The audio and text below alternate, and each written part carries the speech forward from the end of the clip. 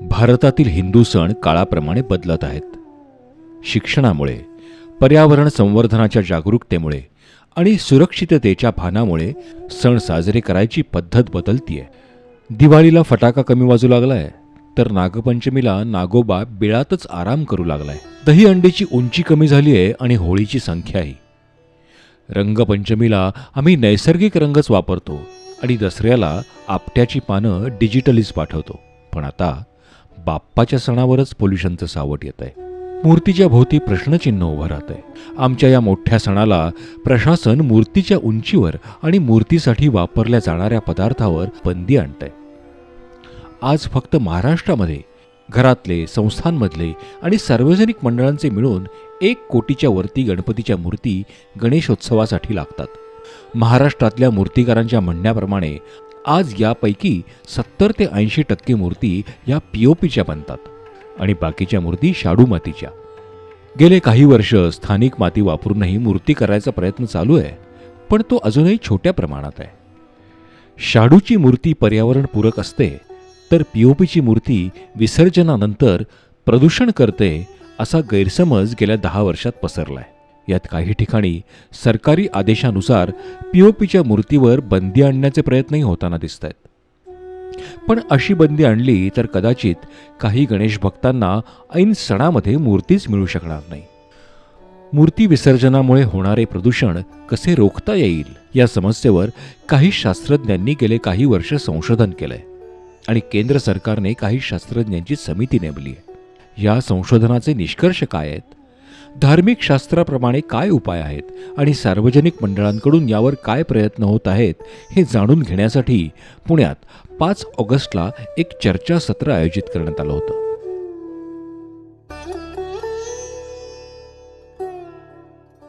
यामध्ये वरिष्ठ संशोधक doctor Pramod Moghe, doctor Jayant Gadgil, doctor Shubhangi Umbarkar, doctor Mohan Dongre उपस्थित होते. त्याचबरोबर पुण्यातील श्रीमंत दगडूशेठ हलवाई गणपती मंडळाचे खजिनदार महेश सूर्यवंशी, सद्गुरू ग्रुप या पौरोहित्य करणाऱ्यांच्या राज्यव्यापी संघटनेचे सचिव घाटी गुरुजी, प्रसिद्ध कीर्तनकार चारुदत्त आफळे यांची मूर्तिकारांबरोबर चर्चा झाली. गणेश मूर्तीच्या भोवती असलेल्या असंख्य शंकांना ह्या तज्ज्ञांनी त्यांनी केलेल्या संशोधनाच्या आधारे सडेतोड उत्तरं दिली. अलीकडच्या काळात आपल्याकडे फार मोठा गैरसमज झालेला आहे की प्लास्टर ऑफ पॅरिस हे काहीतरी भयंकर घातक असं रसायन आहे आणि गणपतीच्या मूर्ती प्लास्टर ऑफ पॅरिसच्या करण्यावर बंदी आली की तो सगळा जो काय प्रॉब्लेम आहे, ती सगळी समस्या आहे, ती सुटून जाणार आहे. प्रत्यक्षात काय आहे तर 2016 सालच्या पुण्याच्या आकडेवारीमध्ये गणपतीच्या 600 टन मूर्ती ह्या विसर्जित झाल्या आणि पुण्यामध्येच रोज कन्स्ट्रक्शन इंडस्ट्रीमध्ये 100 टन प्लास्टर ऑफ पॅरिस हे वेस्ट म्हणून टाकलं जातं. म्हणजे गणपतीच्या मूर्तींवर जर तुम्ही बंदी घातलीत तर मोरीला घट्ट बोळा आणि दरवाजा सताड उघडा अशी अवस्था होणार आहे. आता मुळात प्लास्टर ऑफ पॅरिस हे मानलं जातं तसं पर्यावरणाला घातक नाही आहे हेही अनेक शास्त्रज्ञ तुम्हाला सांगतील आणि अशी पण आपल्याला खरं तर तुलना करायला पाहिजे आणि त्याच्यावर शास्त्रशुद्ध म्हणजे विज्ञानाने केलेला अभ्यास व्हायला पाहिजे की गणपतीच्या ऐवजी आम्ही गणपतीसाठी प्लास्टर ऑफ पॅरिसच्या ऐवजी आम्ही कागदाचा लगदा वापरू, शेण वापरू, इतर प्रकारची माती वापरू किंवा अजून काही गुप्त टेक्निक्स काही लोक करताना दिसतात. तर ह्याच्यातनं प्रदूषणाचं काय होतं आहे याचा अभ्यास न करता परस्पर याही मूर्तींना चालू दे असं करणं कदाचित भविष्यात घातक ठरण्याची शक्यता आहे. तर आपण प्लास्टर ऑफ पॅरिस पुरतं आत्ता बोलू. तर प्लास्टर ऑफ पॅरिस हे निसर्गात जन्माला येतं. भारतापुरतं बोलायचं झालं तर भारताच्या सर्व उपयोगासाठीच्या प्लास्टर ऑफ पॅरिसमध्ये 85% प्लास्टर ऑफ पॅरिस हे खाणीतून येतं आणि राजस्थान आणि गुजरातच्या खाणीतून येतं. जेव्हा या विषयाचा गवगवा झाला तेव्हा एनसेलच्या शास्त्रज्ञांनी असेल, आम्ही काही लोकांनी असेल, असे वेगवेगळे प्रयोग केले. त्यातले सहजासहजी माहिती असणारे 2 सांगता येतील. एक म्हणजे विशिष्ट केमिकल वापरून त्याच्यामध्ये पूर्णपणे विघटन करणं आणि आम्ही जो प्रयोग केला त्याच्यामध्ये अगदी साध्या साध्या प्रक्रिया वापरून त्याचं प्लास्टर ऑफ पॅरिस परत एकदा मूर्ती करता येतील असं करणं आणि तसं जर केलं तर पुन्हा 4, 5, 6 वेळा त्याच प्लास्टर ऑफ पॅरिसच्या मूर्ती करता येतात हे आम्ही स्वतः बघून सिद्ध केलं. मग त्यामुळे प्लास्टर ऑफ पॅरिस नदीच्या पाण्यात टाकल्यामुळे किंवा कुठल्याही प्रकारचं मटेरियल नदीच्या पाण्यात टाकल्यामुळे होणारं जे विसर्जन नंतरचं प्रदूषण आहे ते टळतं. त्यामुळे जेव्हा तुम्हाला 2 किंवा अधिक पर्याय उपलब्ध आहेत, तांत्रिकदृष्ट्या योग्य पर्याय उपलब्ध आहेत, पर्यावरण स्नेही पर्याय उपलब्ध आहेत, तेव्हा त्याच्याकडे दुर्लक्ष करून पूर्वीच्या कुठल्या तरी एका खटल्याचा आधार घेऊन त्याच्यावर बंदी आणणं हे पुरेसे योग्य होणार नाही. जर आपल्याला प्रदूषणाबद्दल POPच्या प्रदूषणाबद्दल समजून घ्यायचं असेल तर पहिल्यांदा मुळात प्रदूषण म्हणजे काय हे समजून घ्यायला पाहिजे. ज्या गोष्टी निसर्गात नैसर्गिक आहेत किंवा निसर्गानं निर्माण केल्यात त्याच्यातला भाग काढून घेतलात तरी त्याला आपण प्रदूषण म्हणू शकतो, किंवा त्या ह्याच्यात त्या नैसर्गिक ह्याच्यात काही भर टाकलीत आपल्यातर्फे तरी ते प्रदूषण म्हणून गणलं जातं. आता अशा दृष्टीनं जर विचार केला तर आम्ही प्रदूषणामध्ये जर ते एन्व्हायरमेंट फ्रेंडली म्हणजे पर्यावरणप्रेमी हे ठरवायचं असेल प्रदूषण, तर काय गोष्टी याची आवश्यकता आहे? तर 3 महत्त्वाच्या गोष्टी आहेत त्याच्यात, की शक्यतो पदार्थ नैसर्गिक असावेत जे प्रदूषण करणार नाहीत, आणि शक्यतो ते बायोडिग्रेडेबल म्हणजे त्याचं विघटन जैविक विघटन व्हावं अशा तऱ्हेनं असावेत, आणि ज्याच्यानी प्रकृती माणसाच्या मानवजातीवर किंवा प्राणीमात्रावर किंवा जलचरावर त्याचे कुठलेही वाईट परिणाम होऊ नयेत. मग आता प्रदूषण म्हणजे काय हे कळल्यावर प्लास्टर ऑफ पॅरिसनी काहीतरी भयंकर प्रदूषण होतं आणि शाडूच्या मातीने अजिबात प्रदूषण होत नाही असाही एक समज आहे. पण खरंच शाडूची माती नेमकी काय आहे केमिकल म्हणून, प्लास्टर ऑफ पॅरिस केमिकल म्हणून काय आहे, आणि त्याचा प्रदूषणामध्ये नेमका सहभाग काय आहे हे आपल्याला समजून घेतलं पाहिजे. Plaster of Paris is nothing but calcium sulphate.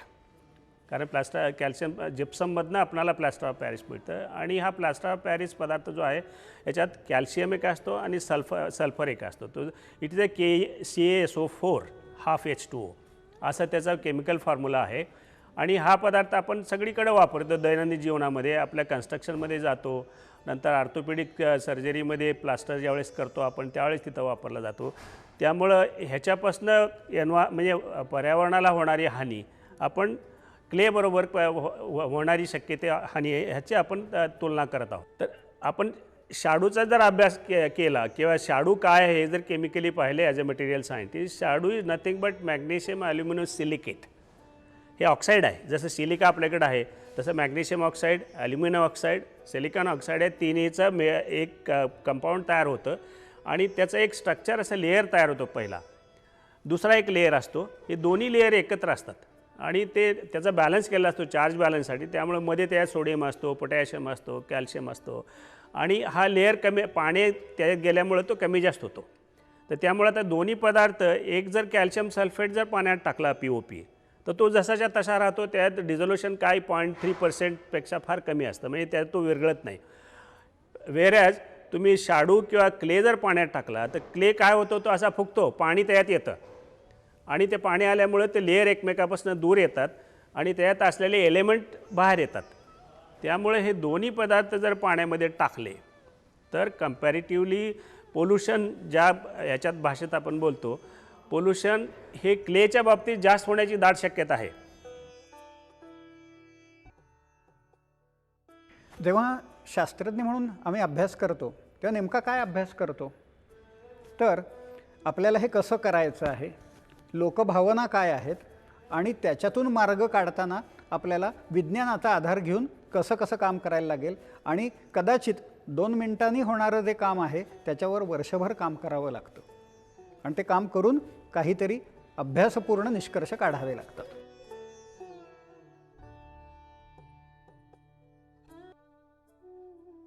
सध्या प्रॉब्लेम हा आहे की प्लास्टर ऑफ पॅरिसच्या मूर्ती पाण्यात विरघळत नाहीत. हा एक मोठा प्रॉब्लेम आहे, आणि त्याच्यासाठी जेव्हा आमच्याकडे पुणे महानगरपालिका अप्रोच झाली तेव्हा आमच्याकडे पहिला हा एक मोठा इश्यू होता की गणपती असल्यामुळे आपल्या धार्मिक भावना इन्व्हॉल्व असतात, आणि त्याच्यामुळे आपल्याला कुठलंही केमिकल गणपतीवर टाकलेलं आहे असं होऊ नये म्हणून आम्ही एक खाण्याचा पदार्थ म्हणजे फूड ग्रेड आयटम्स आम्ही शोधत होतो आणि त्याच्यामुळे अमोनियम बायकार्बोनेट हे जे हा जो पदार्थ आहे तो बेकरीमध्ये वापरतात आपल्याकडे ब्रेड आणि बिस्किट बनवण्यासाठी आणि तो पाण्यात आरामात विरघळतो आणि जर का त्याच्यामध्ये आपण गणपतीची मूर्ती प्लास्टर ऑफ पॅरिसची जर विसर्जन केली तर ती हळूहळू 2-3 दिवसात विरघळते आणि त्याच्यापासून अमोनियम सल्फेट तयार होतं जे पाण्यात विरघळलेल्या परिस्थितीत राहतं आणि कॅल्शियम कार्बोनेट तयार होतं जे खाली सेटल होतं.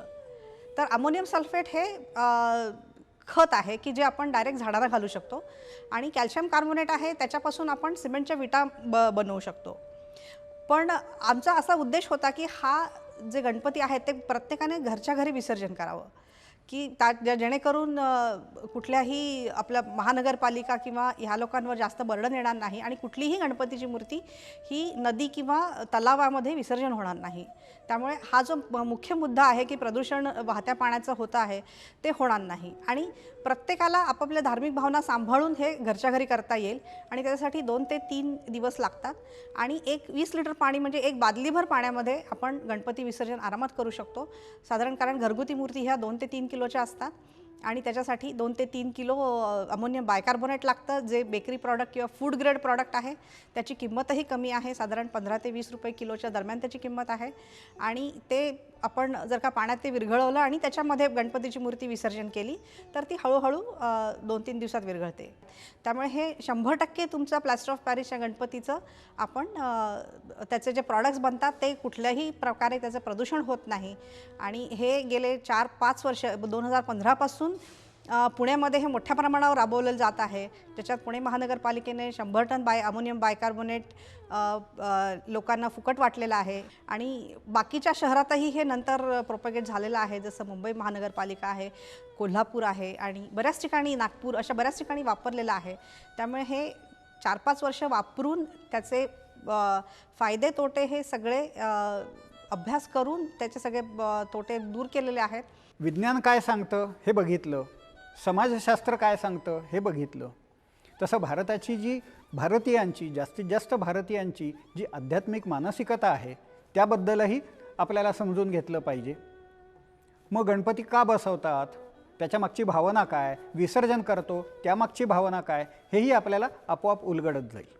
आपल्या देवघरामध्ये सर्व प्रकारच्या मूर्ती असतात, मग उत्सवासाठी वेगळी मूर्ती का?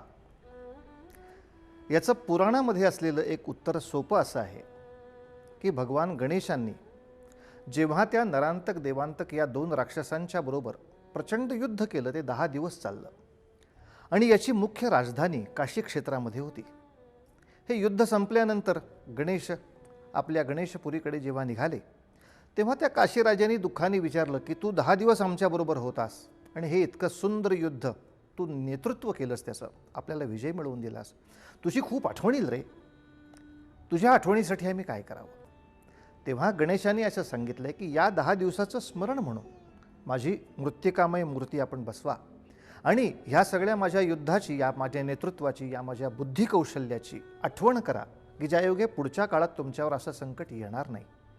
आणि मग 10व्या दिवशी हा माझा युद्धाचा विषय संपला तेव्हा ते विसर्जन करा. अशी पुराणामध्ये मुळात या मृत्तिकामय मूर्ती निर्माण करणं, ती चतुर्थीला स्थापन करणं आणि अनचतुर्दशीला विसर्जन करणं अशी कथा गणेश पुराणांतर्गत येते. अर्थात हाच विषय डोळ्यासमोर ठेवून टिळकांच्याही पूर्वीपासून आपल्या महाराष्ट्रामध्ये, भारतामध्ये कित्येक ठिकाणी हे गणपती पूजन चालू असे, पण ते अर्थातच खाजगी पातळीवर होतं. म्हणजे अख्ख्या गावातून 1-2-4 लोकांच्याकडे किंवा आणखीन काही प्रतिष्ठित लोकांच्याकडे असाच तो गणेशोत्सव असायचा आणि अशा तऱ्हेनं त्या 10 दिवसाच्या उत्सवाचं महात्म्य चालू होतं. लोकमान्य टिळकांनी त्याचा सार्वजनिक उत्सव जेव्हा केला त्याच्यामागे राष्ट्रीय प्रेरणा होतीच, यात संशय नाही. आपल्या सगळ्यांना ते माहिती आहे की राष्ट्राचं पुनरुत्थान करण्याच्या दृष्टीनं पुन्हा त्या गणेशाच्या नेतृत्वाची आठवण, बुद्धीची आठवण या उत्सवामध्ये होणं हे नितांत गरजेचं होतं. पण त्याबरोबर काही धार्मिक गोष्टीही सांभाळणं आवश्यक होतं आणि या दृष्टीनं जेव्हा आता घरोघर, गल्ली गल्लीमध्ये सुद्धा गणेशोत्सव सुरू झाला तेव्हा साहजिकच एक आवश्यकता अशी निर्माण झाली की आता गणेश मूर्तींची संख्या वाढवली पाहिजे, ती तितक्या लोकांच्यापर्यंत नेली गेली पाहिजे. प्रश्न असा येतो, जेव्हा एका ठिकाणीच मूर्ती बनणार आहेत आणि त्या तिथून कित्येक किलोमीटर दूरवर पाठवाव्या लागणार आहेत, अशा वेळेला त्या मूर्तीला मध्ये प्रवासात कुठे धक्का पोचू नये अशा दृष्टीनंच काहीतरी उपाययोजना केली पाहिजे, हे कुठल्याही मूर्तिकाराचं मानस असतं. या दृष्टीनं काही मूर्तिकारांनी हा संशोधनाचा विषय केला की काय करता येईल, मृत्तिकामय मूर्ती असावी याच्यात संशय नाही, पण ती आता प्रवासामध्ये पाठवता येणार नाही. बरं, शाडूची मूर्ती असो, मृत्तिकामय असो, त्याला थोडा जरी डाग पडला, थोडं जरी ते डॅमेज झालं, थोडा जरी कोपरा त्याचा भंगला, तर ती घेण्याच्या दृष्टीनंही उपयोगाची नाही, धर्मशास्त्राच्या दृष्टीनं उपयोगाची नाही. मग ती विकली जर जाणारच नाही, तर मग आपल्या सगळ्या कुंभार बंधूंनी किंवा मूर्तिकार बंधूंनी मग काय करावं याच्यामध्ये, प्रवासाला या मूर्ती पाठवाव्या कशा, याच्यातून ते POP प्रकरण तयार झालं. पुण्याच्या नदीचं प्रदूषण होऊ नये म्हणून 2015 साली महानगरपालिकेला जे आम्ही सगळी मानाची गणपती मंडळं एकत्र आलो, त्यामध्ये मग कसबा गणपती आहे, तांबडी जोगेश्वरी आहे, गुरुजी तालीम आहे, तुळशीबाग आहे, केसरीवाडा आहे, श्रीमंत दगडूशेठ हलवाई गणपती मंडळ आहे, अखिल मंडई मंडळ आहे आणि अनेक आम्ही अपील केल्यानंतर अनेक गणेश मंडळं ही या उपक्रमामध्ये सहभागी झाली. आणि 2015ला सर्वप्रथम या सार्वजनिक गणेशोत्सव मंडळांनी नदीकाठी जे महानगरपालिकेने स्वच्छ पाण्याचे हौद जे ठेवले होते, कारण आपल्याला जलामध्ये विसर्जन सांगितलेलं आहे, प्रवाही पाण्यामध्ये विसर्जन केल्याने जर काही पर्यावरणाला हानी होत असेल तर शुद्ध जलामध्ये विसर्जन करण्याचं प्रयोजन आपल्याला सांगितलेलं आहे. त्यामुळे धर्मशास्त्रानुसार देखील ही गोष्ट पूरक ठरते. त्यामुळे आपण 2015 सालापासून बाप्पांचं विसर्जन हे नदीकाठच्या महानगरपालिकेच्या हौदामध्ये आपण करतो आहे. आणि ते विघटन त्या मूर्तीचं होण्याकरता पुणे महानगरपालिका NCLच्या सहकार्याने जे आपल्याला केमिकल त्या ठिकाणी उपलब्ध करून ती पावडर देतं आहे, त्याचा आम्हाला पण अनुभव असा आहे की 3-4 दिवसामध्ये मूर्तींचं पूर्णपणे विघटन होत असतं. आणि ते जे पाणी आहे किंवा तो जो राहिलेला गाळ आहे हा आपण पुन्हा झाडांना किंवा खत म्हणून वापरला जाऊ शकतो, किंबहुना त्याचा वापर होतो आहे. त्यामुळे मुख्य जो स्रोत आहे आपला नदीचा तो कुठंही प्रदूषित होत नाही आहे किंवा त्याला कुठलाही त्या स्रोताच्या प्रवाहाला अडथळा देखील येत नाही आहे. आणि आम्ही ही गोष्ट व्यापक प्रमाणात सार्वजनिक गणेशोत्सव मंडळांनी केल्यामुळे आपले पुणे शहरात जे घरी गणपती बसवणारे जे भाविक आहेत, नागरिक आहेत, त्यांनी पण आमच्या आव्हानाला प्रतिसाद देत महानगरपालिकेची मागच्या वर्षीची जी आकडेवारी आहे, जवळजवळ 3.5 लाख गणपती मंडळांनी गणपती जे बसवतात घरी, त्यांनी देखील त्या हौदामध्येच विसर्जन केले. या अगोदर ती संख्या काही हजारामध्ये होती. आज 3.5 लाख मूर्त्यांचं विसर्जन हे हौदामध्ये होतं आहे आणि शास्त्रज्ञांच्या ह्या प्रयोगाला खूप मोठ्या प्रमाणावर यश आलेलं आहे. तर आपल्याला लागणाऱ्या वस्तू आपण नेहमी उत्खनन करून काढायला लागलो तर माळीण, तळी यासारख्या दुर्घटनांनाच आपण निमंत्रण देत असतो. आणि विघ्न हरत्याची पूजा करताना विघ्नाला निमंत्रण देणं हे फार काय बरोबर नाही. त्यामुळे आहेत त्या वस्तू शक्यतो पुनर्वापर करूनच परत परत वापरल्या पाहिजेत, हा आजचा परवलीचा मंत्र आहे. तर मग गणपती मूर्तीच्या बद्दल अशा प्रकारचा पुनर्वापर करू शकू का?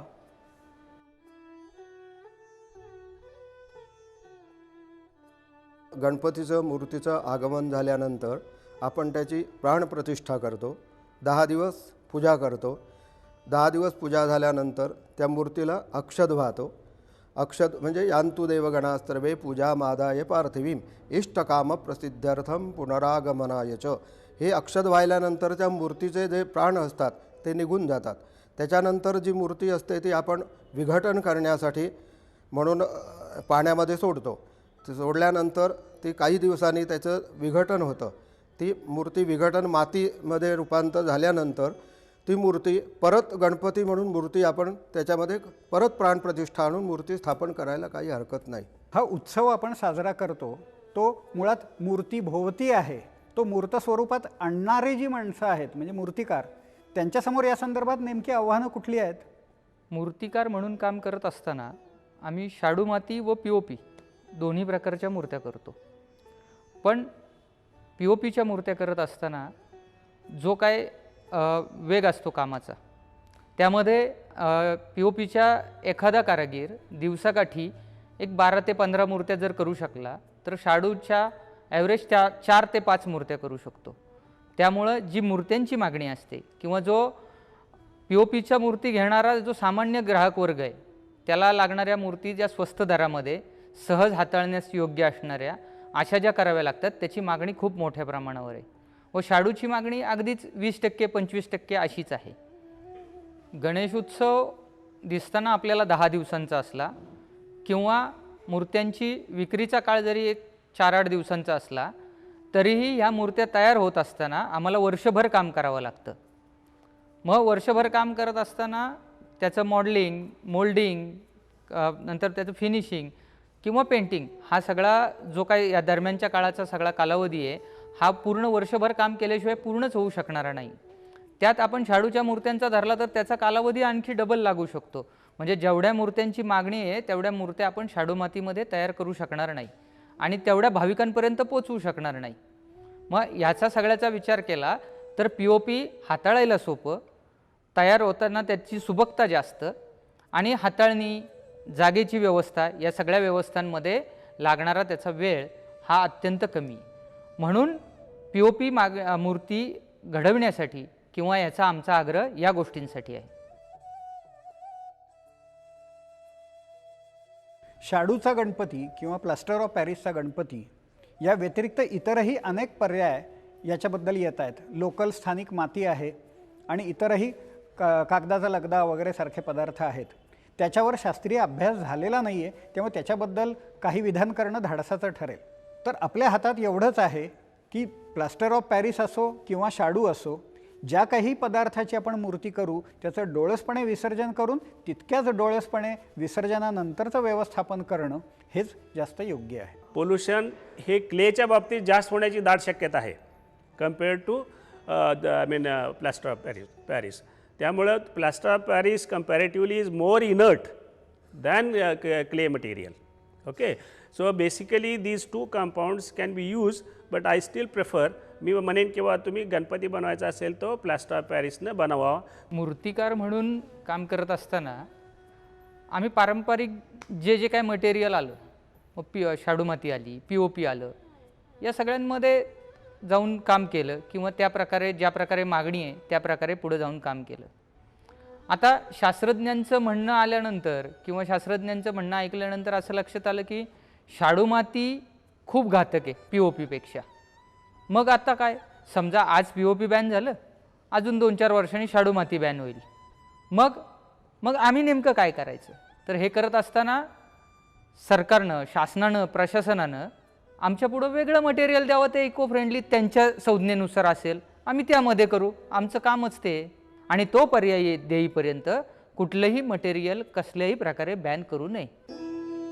सध्या उपलब्ध असलेल्या मूर्तींमध्ये 70 ते 80% मूर्ती POPच्या आहेत.